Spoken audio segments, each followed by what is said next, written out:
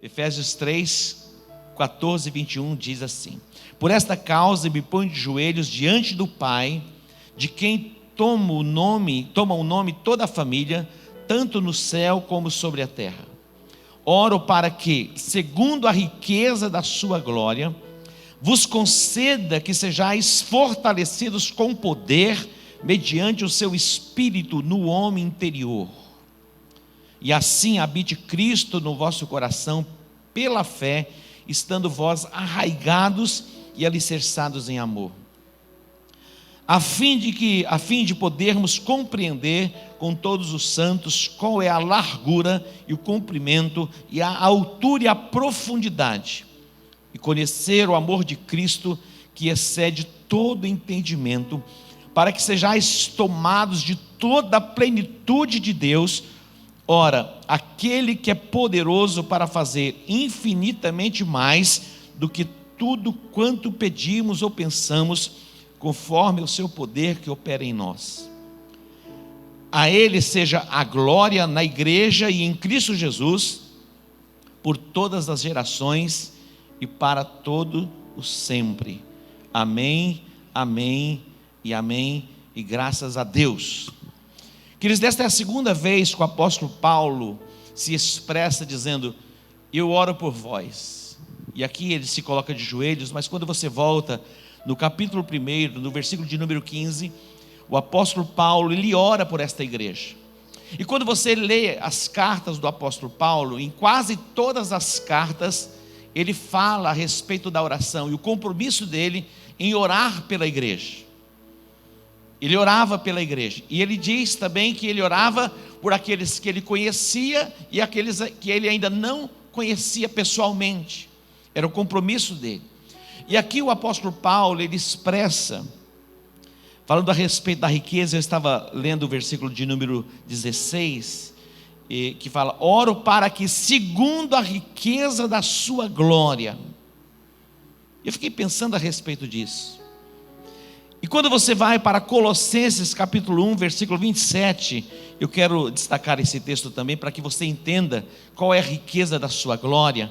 Ele diz: oro para que, segundo a riqueza da sua glória, vos conceda que sejais fortalecidos com poder, mediante o seu Espírito no homem interior.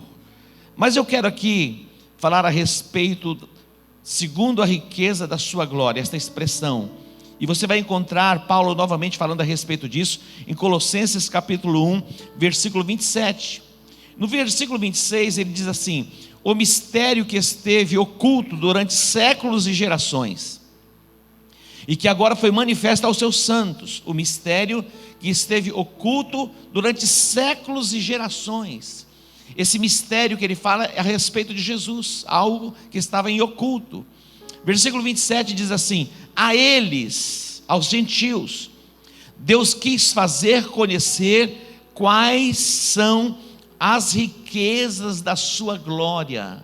Olha isso: aos quais Deus quis fazer conhecer quais são as riquezas da sua glória, deste mistério entre os gentios.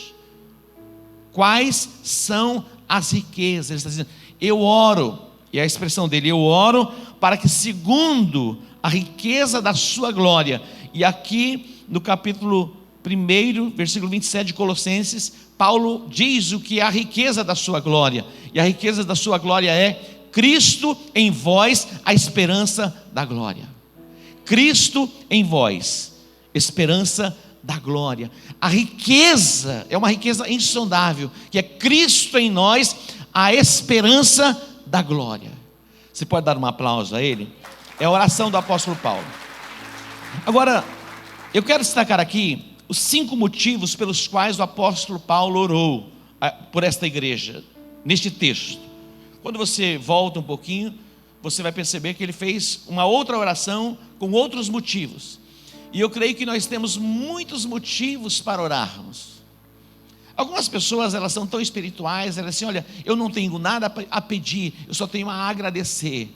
E eu quero colocar para você um pedido, então ore por mim. Aí você já vai ter um pedido para pedir a Deus por mim. Algumas pessoas são meio assim, orgulhosas, eu não tenho nada para pedir. mas é um equívoco, porque todos nós temos alguma coisa, mesmo que não temos por nós temos a responsabilidade de orarmos por alguém. O apóstolo Paulo, ele se colocava diante de Deus pela igreja. Eu me coloco diante de Deus pela igreja, e eu quero chamar você também a se colocar diante de Deus pela sua igreja, pelo seu povo, pela sua cidade e pela nossa nação. Amém? Então nós temos motivos para orarmos. Mas aqui o apóstolo Paulo, ele coloca 5 motivos pelos quais ele orava. Primeiro motivo, no versículo 16, que sejamos fortalecidos com poder pelo Espírito Santo no homem interior. Para que sejamos o quê? Fortalecidos pelo seu poder. Aonde? No homem interior. É do nosso interior que emana todas as coisas. No dia que Davi passou pelo grande desafio de Ziclag, ele perdeu as suas forças, ele perdeu o seu ânimo. E quando você perde esta força interior, você se prostra, você se rende, você se entrega e você é vencido. O apóstolo Paulo, ele sabia disso, a importância de sermos fortalecidos pelo poder de Deus no homem interior. Quando você vai bem espiritualmente, o seu interior está tomado pela presença de Deus, você é fortalecido e você vence todos os desafios. Queridos, nós temos muitos desafios, e a vida é feita de desafios, e os nossos desafios, eles nunca terminarão. A cada dia temos um novo desafio. Todos os dias temos um novo desafio. Ontem eu fui chamado para participar de uma jornada de 33 quilômetros no lugar mais desafiador da minha vida. Eu fiquei pensando no Monte Sinai. Subir o Monte Sinai é um grande desafio, mas um grande desafio. Nós começamos a peregrinação para subirmos o Monte Sinai por volta de 2 horas da madrugada, e já cansados da viagem, saindo de Cairo, fazendo a rota, chegando no deserto, e chegando já à noite, e ainda dormindo pouco, e às 2 da manhã, no escuro, tomando a rota para chegarmos no topo do Sinai. É muito desafiador, mas muito.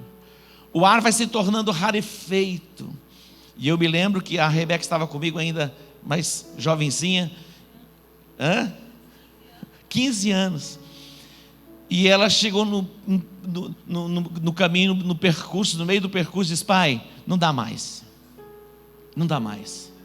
Eu falei: nós vamos até o topo, filha. Nós vamos até o topo, vamos devagarinho. E chegava um pouquinho mais, ela falava: não dá mais, pai, eu não aguento mais. E eu falei: nós vamos até o... Sabe por quê? Porque isso vai ficar marcado para a sua vida. Queridos, nós chegamos no topo, assim o sol já estava raiando, os fortões já tinham chegado antes, mas que chegamos, nós chegamos. E ontem eu fui desafiado a percorrer uma distância de 33 quilômetros, lá nas Furnas do Dionísio. E eu só conhecia de ouvir falar. Meu irmão, só pedra, pedra, pedra, pedra e montes. É muito desafiador. Mas quem tem promessa sobe, avança. E alguns chegam no final e dizem: o que eu estou fazendo aqui? É o meu último desafio. Quando termina a prova, você dá aquela descansada, falou: tem mais amanhã? E você vai um pouquinho mais. Olha só, é muito importante que sejamos o quê? Fortalecidos. E a jornada e o desenvolvimento físico nos leva sempre a um pouco mais. O apóstolo Paulo, ele sabia disso. Então o primeiro motivo pelo qual ele ora era para que a igreja fosse fortalecida com poder pelo Espírito Santo no homem interior. Eu falei a respeito de Davi quando ele estava em Ziclag, que foi o seu maior desafio. Eu acredito que o maior desafio de Davi não foi Golias. Golias foi um grande desafio, mas aqui envolvia família. Envolvia família. A sua família fora sequestrada. E além da família, lógico, eles levaram os bens materiais, mas bens materiais não é tão difícil de administrar. O duro quando envolve família. Perder um ente querido. Quando alguém se desvia, se desgarra. A família de Davi fora sequestrada, fora levada pelos amalequitas. E a Bíblia diz que Davi, ele se prostrou. Ele chorou ao ponto de não ter mais força. E os valentes de Davi se voltaram contra ele. Queriam matá-lo. Mas a Bíblia diz que ele reagiu e ele se fortaleceu no Senhor. A minha oração hoje é para que sejamos fortalecidos pelo poder do Espírito no homem interior. Aí você se coloca.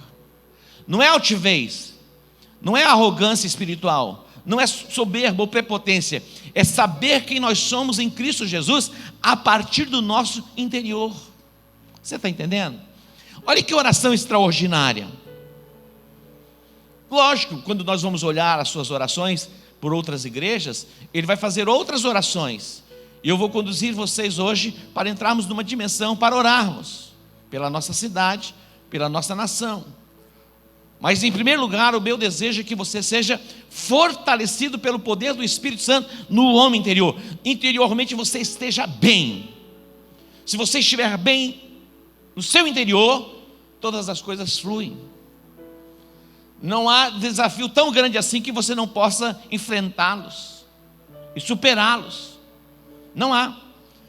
Mas quando você está abatido, enfraquecido, você não tem forças nem para fazer a proclamação, e muitas vezes até para orar. Então, assim como o apóstolo Paulo, ele se coloca de joelho, se põe de joelho para orar pela igreja, eu tenho me colocado diante de Deus pela igreja, para que todos nós sejamos fortalecidos pelo poder do Espírito Santo no homem interior. Então que você saia deste lugar fortalecido, posicionado em Deus. Amém? Ouçam, os desafios nunca deixarão de existir, mas em Cristo Jesus nós somos mais do que vencedores. Nós não somos apenas vencedores, em Cristo Jesus nós somos mais. Interessante porque nós já entramos no desafio, na competição, já com o selo da vitória. Isso faz toda a diferença. Nós já entramos no desafio com o selo, porque nós somos mais do que vencedores. Então a oração do apóstolo Paulo, o primeiro motivo é para que eles fossem fortalecidos no homem interior. Segundo lugar, ele diz, para que Cristo habite em vossos corações pela fé, para que Cristo habite em vossos corações pela fé. Pela fé nós entendemos que Cristo em nós, Ele é a esperança da glória.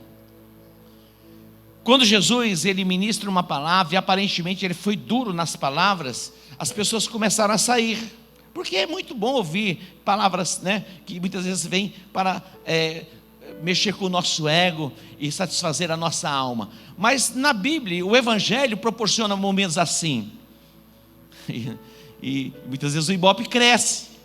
São palavras que agradam corações, e no Evangelho temos palavras para cura, para restauração, para libertação. Mas no Evangelho também nós vamos encontrar palavras de confronto. Tantas palavras que muitas vezes vêm para nos trazer conforto, elas são boas, mas as palavras de confronto também são importantes, porque vai nos posicionar em Deus.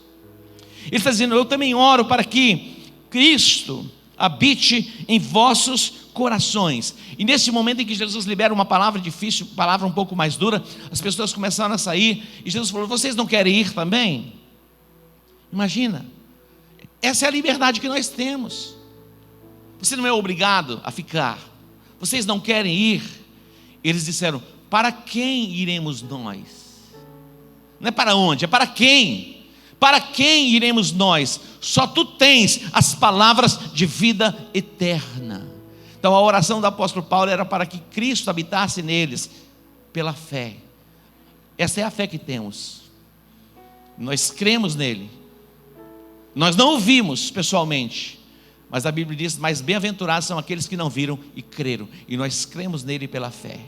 E Cristo habita em nós por causa da nossa fé. Mas o apóstolo Paulo, ele está orando, e é um dos motivos que ele orava, para que Cristo habitasse neles pela fé. Terceiro ponto, e o terceiro motivo, ele diz, para que estejamos arraigados e alicerçados em amor. Para que estejamos arraigados e alicerçados em amor. A base de todas as coisas é o amor. A Bíblia fala a respeito da fé, da esperança e do amor. Tudo vai passar, mas o amor vai permanecer. O reino de Deus é um reino assim, um reino de paz, de justiça, de alegria. Mas a base de todas as coisas é o amor. A nossa chamada em Cristo Jesus é para termos o nosso Deus e colocá-lo em primeiro lugar e amá-lo com todas as nossas forças, com todo o nosso entendimento. Amar a Deus sobre todas as coisas e amar o próximo como nós amamos a nós mesmos. Ele está dizendo: a minha oração é para que vocês estejam bem fundamentados e arraigados em amor, porque a base de todas as coisas no desenvolvimento da nossa fé é o amor. E a expressão de Deus, e a Bíblia diz que Deus é amor.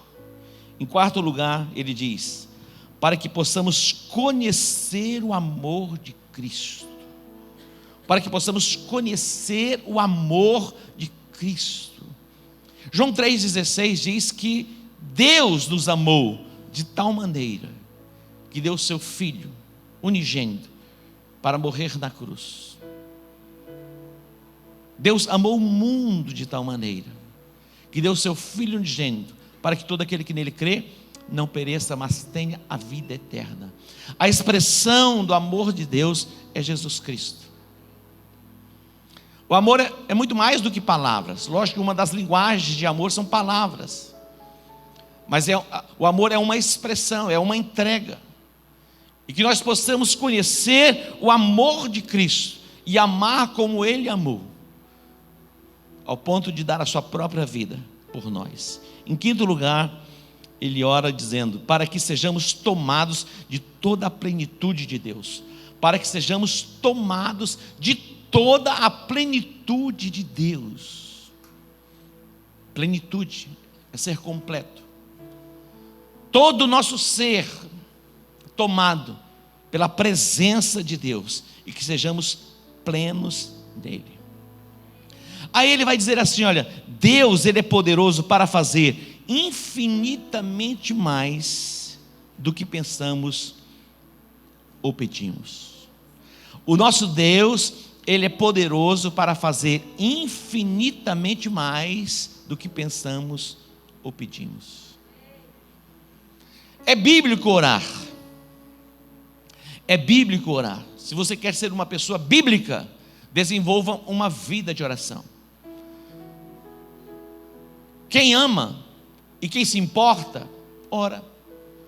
Quem ama e quem se importa, ora.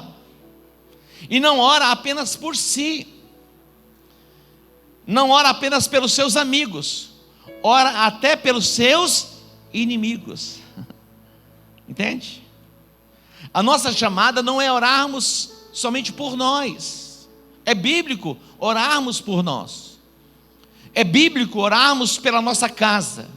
É bíblico orarmos pela nossa família. Mas também é bíblico orarmos pelos nossos amigos. E assim como é bíblico orarmos por nós, pelos nossos amigos, também é bíblico orarmos pelos nossos inimigos. Será que nós temos inimigos? Nós estamos cercados de inimigos. O que não faltam na nossa nação são inimigos, inimigos da própria nação. A forma que conduz as coisas.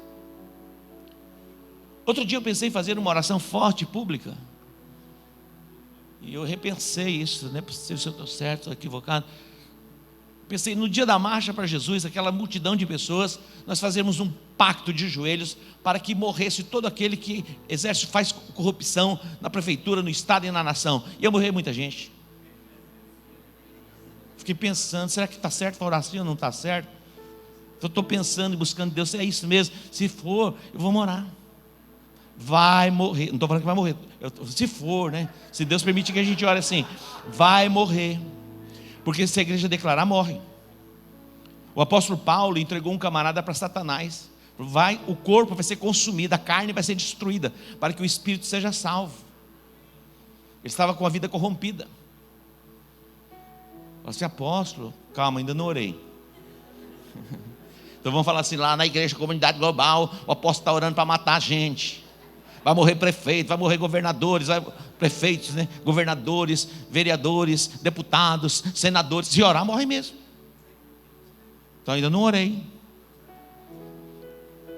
Não sei nem se vou orar também. Que é sério o negócio, não é verdade? Não é sério? Mas vamos orar para que Deus derrame graça e venha um arrependimento. Mas quem ama e quem se importa, ora. Colossenses 2:1, olha o que o apóstolo Paulo diz: quero que saibais quão grande combate tenho por vós. Eu quero que vocês saibam que eu estou orando por vocês. Eu quero que vocês saibam que eu estou combatendo por vocês. Quando ele fala de combate, ele sabia o que era combate. Porque ele que orienta Timóteo dizendo, combate o bom combate da fé. Ele sabia o que era um combate. O exército, quando ele vai para a guerra, é para um combate. E é um grande desafio. Para vencer o inimigo. Então Paulo está dizendo, olha, eu estou combatendo por vocês. Eu quero que vocês saibam disso. E pelos que estão em Laodiceia. E por quantos não viram o meu rosto em carne. Eu estou orando até por aqueles que não me conhecem pessoalmente. Vocês, eu conheço pessoalmente, mas também eu estou orando por aqueles que não me conhecem pessoalmente. Eu quero que vocês saibam que eu estou combatendo por vocês. E eu quero dizer para vocês que eu tenho orado por vocês. Eu tenho colocado a sua vida diante do Senhor. Cada pastor, cada líder, cada anfitrião, cada discípulo da comunidade global, eu tenho colocado diante de Deus. Paulo está dizendo, eu quero que vocês saibam disso. Então quem ama, quem se importa, ora. Entenda isso. É tão extraordinário nós lermos as cartas do apóstolo Paulo, o zelo e o cuidado que ele tinha por cada igreja, e o seu compromisso em manter firme uma vida intensa de combate, de oração, de intercessão, para que a fé deste povo fosse consolidada. Ele fala assim, olha, eu estou sentindo como dores de parto, até que Cristo seja formado em vós. É como um processo de uma gestação. É isso que ele sentia. Que sejamos batizados com esse sentimento, para que possamos gerar filhos espirituais e consolidá-los no reino de Deus. Isso é uma outra dimensão de fé, de entendimento espiritual. E a minha oração é que o Senhor nos leve para este nível de nos importarmos com as pessoas que nos conhecem pessoalmente e aquelas que nós não conhecemos pessoalmente. Paulo, ele se importava, e ele recomenda em Colossenses 4:2, ele diz assim, perseverai na oração, Gálatas 4:2, velando nela com ações de graça. Perseverem na oração, velem na oração com ações de graça. Você vai orando e vai agradecendo. É a oração, é o louvor, é a adoração, é a gratidão, é a expressão diante de Deus. Olha a forma que ele orava, e a forma que ele se expressava, e a orientação que ele nos dá. Perseverem na oração, não desistam da oração, desenvolvam uma vida de oração, velem por isso, com ações de graças. Você está entendendo? Deus está nos conduzindo, Deus está nos levando para o entendimento, para compreendermos. Jesus, ele fala a respeito do dever de orarmos sempre, sem jamais esmorecermos. Lucas capítulo 18, dos versos 1-8, esse texto fala a respeito daquela viúva, e a respeito do juiz iníquo. Esta mulher viúva, ela tinha uma causa, ela apresenta diante do juiz, e o juiz não julgava a sua causa, e ela se apresentava diante dele dizendo, julga a minha causa, e ele não julgava a causa, ele era um juiz iníquo. Será que existem juízes iníquos? Olha aí, ó.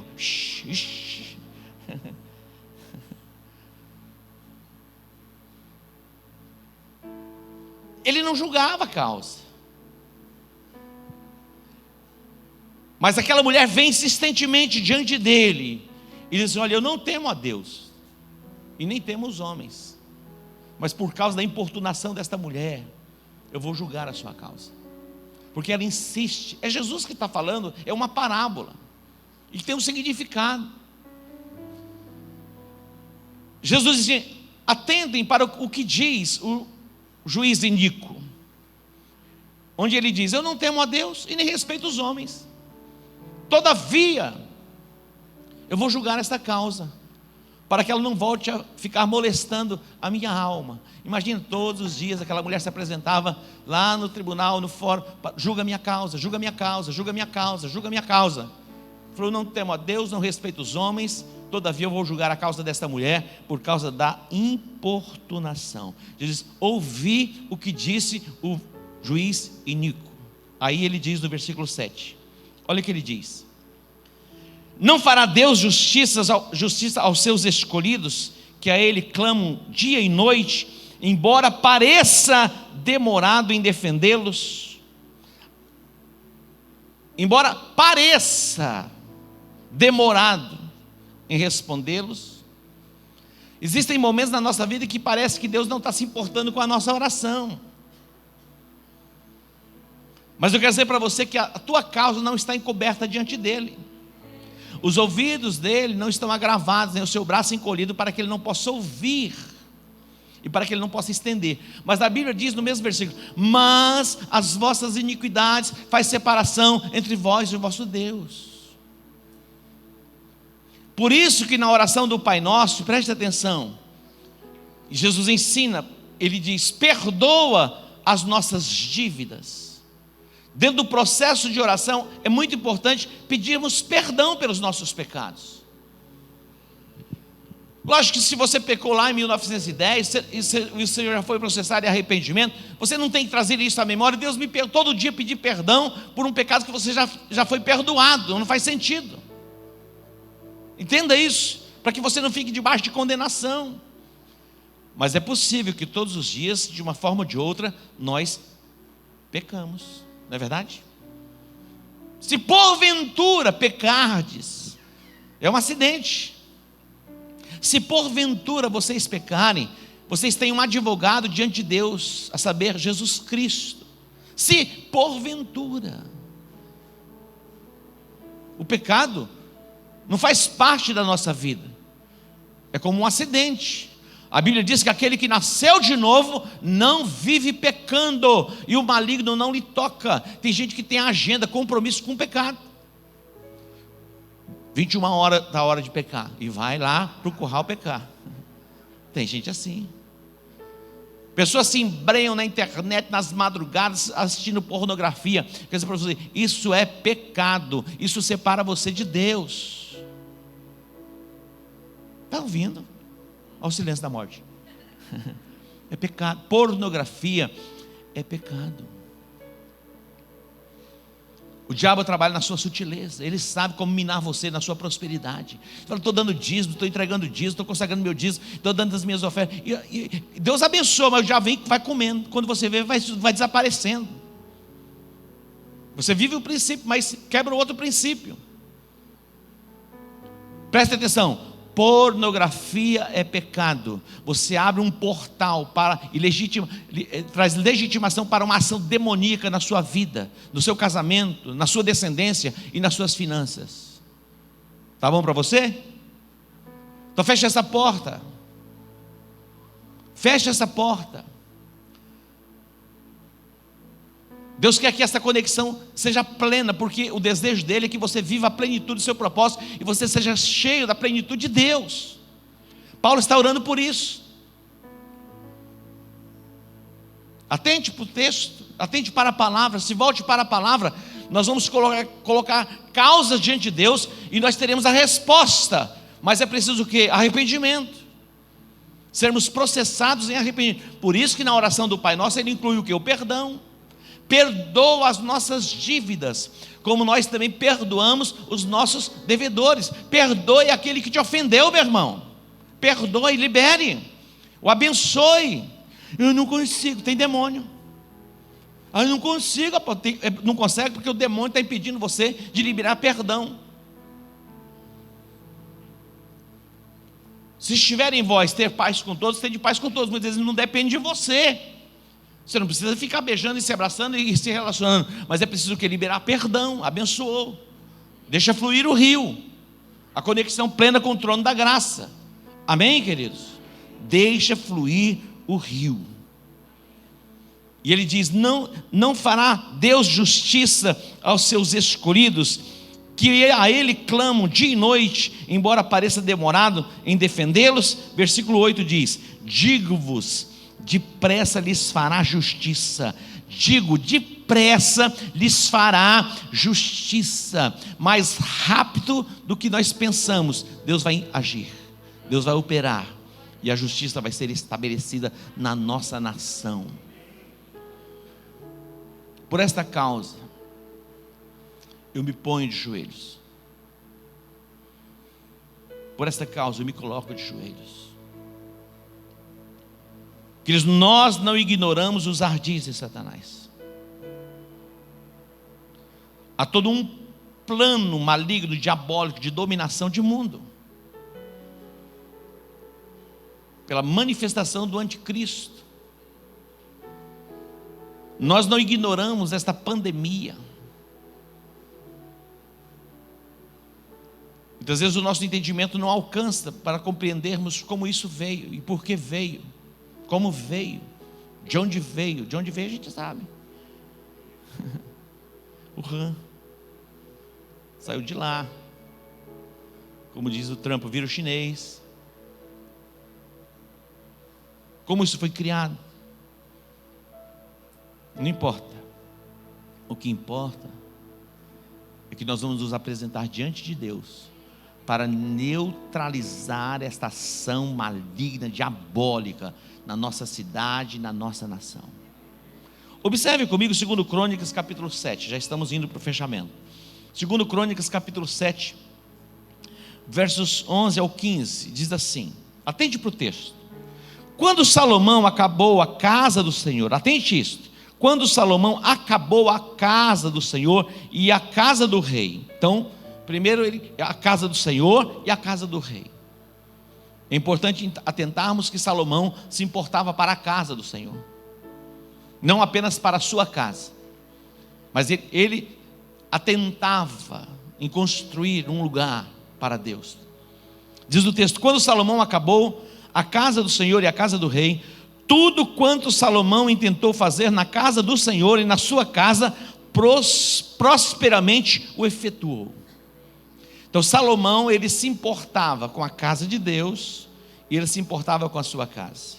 É muito importante você se importar com a casa de Deus e você se importar com a sua casa. Quando a Bíblia diz, trazei todos os dias, mas a casa do tesouro é o lugar onde nós nos congregamos, é o lugar onde nós recebemos o alimento, onde recebemos o direcionamento, as palavras proféticas. É o lugar onde você consagra as suas finanças, separando a parte que é de Deus. O versículo de número 12 diz assim: de noite, quando ele concluiu, diz o texto que de noite apareceu o Senhor a Salomão e lhe disse: ouvi a tua oração e escolhi para mim este lugar para a casa do sacrifício. Eu ouvi a tua oração. Quando você se compromete com Deus, Deus ouve a sua oração. Se volte completamente para Ele, para que você seja edificado como casa espiritual, como morada do Deus vivo. Diz o texto que quando ele concluiu, Deus apareceu a ele dizendo: eu ouvi a sua oração, e eu escolhi este lugar para o lugar do sacrifício. Agora tem o versículo de número 13 que eu gostaria de não ler, mas eu tenho que ler, que está lá. Não tem como arrancar o texto. Vamos ler, diz assim: se eu fechar os céus e não houver chuva, ou se ordenar aos gafanhotos que consumam a terra, ou se enviar a peste entre o meu povo. Falei, não é possível, não dá para ler esse texto. Porque vem o versículo 14, depois, que é extraordinário.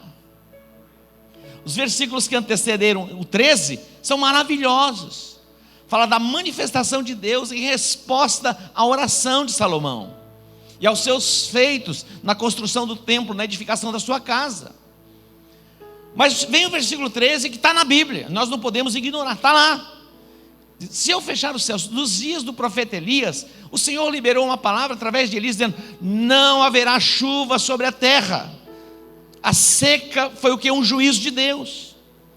Assim como as águas do dilúvio foram juízo de Deus. As águas do dilúvio foram juízo de Deus. Mas a seca também veio como forma de juízo.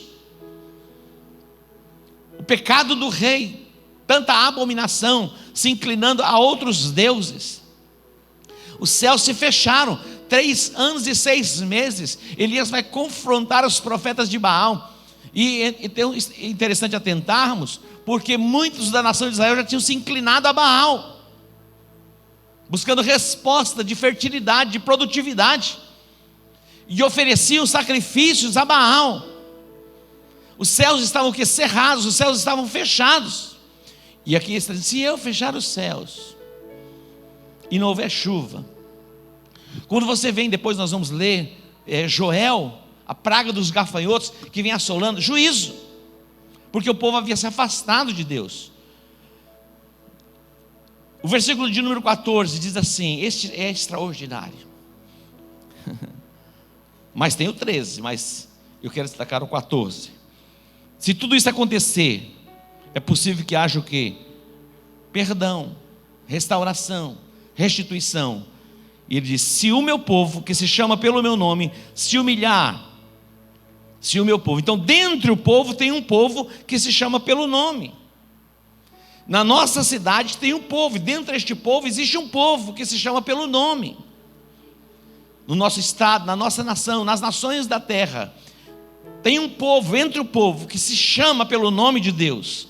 Diz: se o meu povo, que se chama pelo meu nome, se humilhar. Olha, é o povo.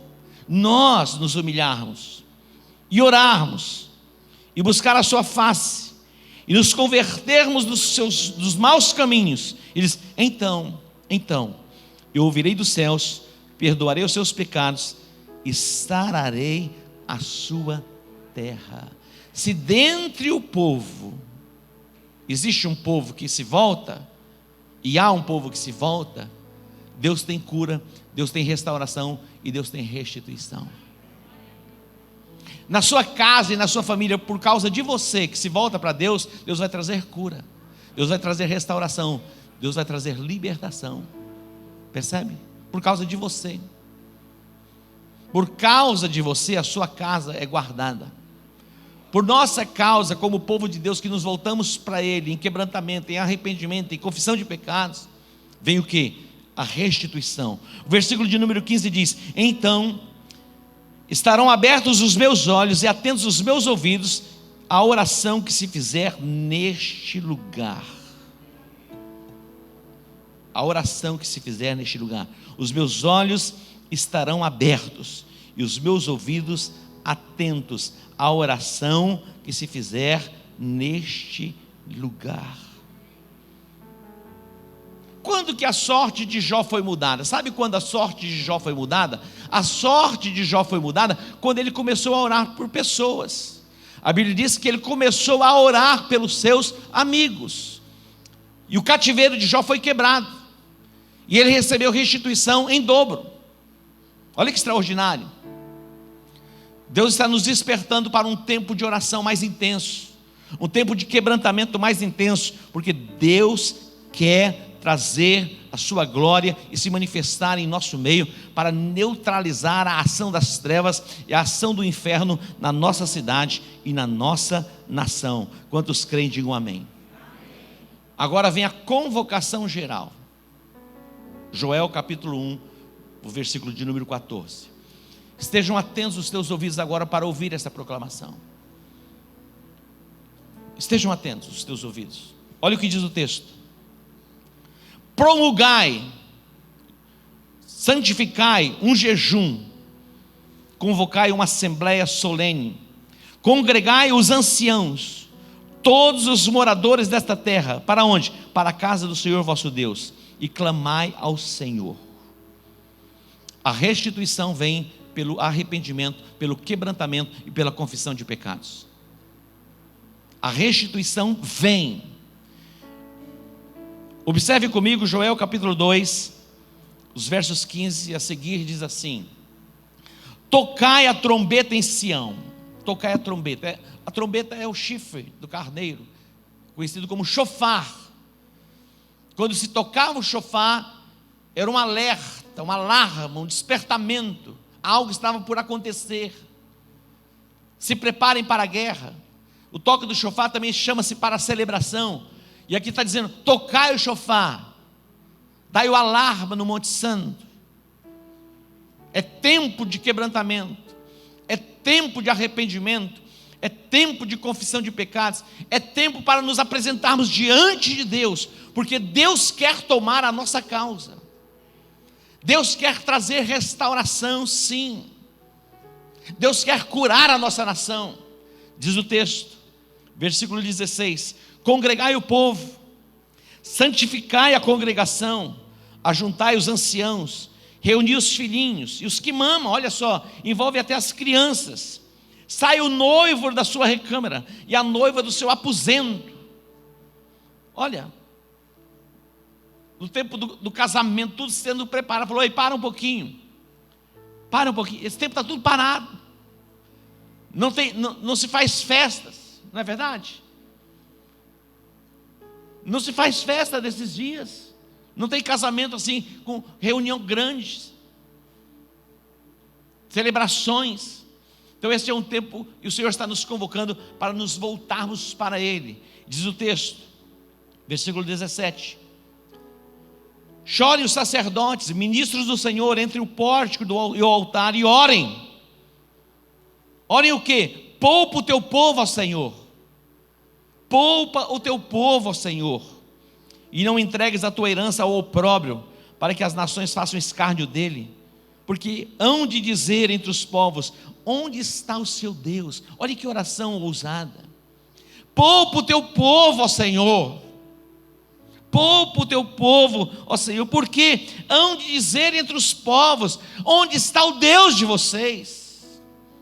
Poupa o teu povo, ó Senhor. Tira o opróbrio, tira a vergonha. Deus quer que você viva, querido, o evangelho pleno, completo. Deus quer e deseja que você seja completamente curado no seu espírito, na sua alma e no seu corpo. A plenitude de Deus fluindo do seu interior. Diz o texto, versículo 18: então, por causa do arrependimento, do quebrantamento, o Senhor se mostrou zeloso da sua terra e compadeceu-se do seu povo. E respondendo-lhe, disse: eis que vos envio o cereal, o trigo, e o vinho, e o óleo, e deles sereis fartos, e vos não entregarei mais ao opróbrio entre as nações. Olha que extraordinário. Tempo de restituição.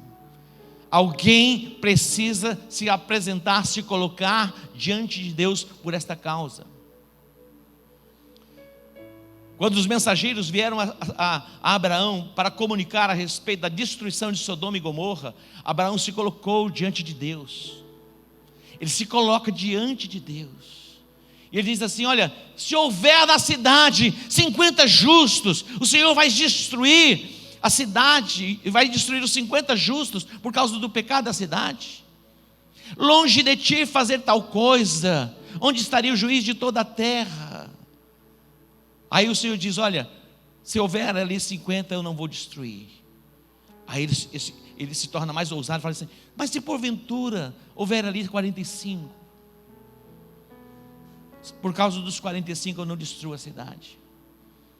E se na cidade ali encontrar 30? Se porventura encontrarmos ali 20?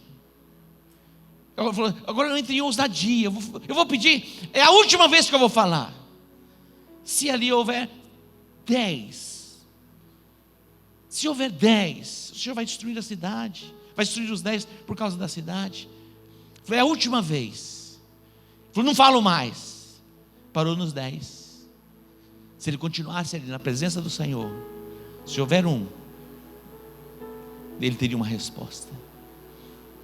Enquanto você permanecer diante de Deus, posicionado, haverá livramento. Nós não podemos estar indiferentes com tudo que tem acontecido. É bem verdade que há 2, 3 meses atrás, parece que algo estava tão distante, e agora parece que foi chegando tão mais perto. Você ouvia falar de alguém distante, morreu não sei quem, distante. Não é assim? Mas você percebe que parece que vem aproximando. E agora já há algumas pessoas que você conhece. Então é tempo de quê? De nos posicionarmos diante de Deus. Por esta causa. A primeira delas é em relação à pandemia. A segunda dela envolve corrupção. E a terceira você vai colocar a sua vida, a sua casa, a sua família, seu trabalho, vem depois. Mas a primeira causa é o quê? Esta pandemia. Para que seja neutralizada. Que venha uma resposta pela graça e pela misericórdia de Deus. Para que as coisas voltem a funcionar normalmente. Você está entendendo? Por esta causa, ó Deus, eu me coloco de joelhos.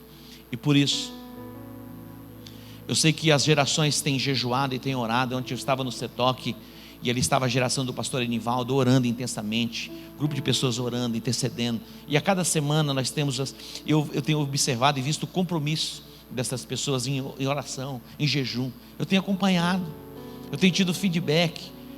Nós estamos orando, nós não estamos indiferentes. Mas agora eu quero convocar você, para que entremos diante de Deus, por esta causa.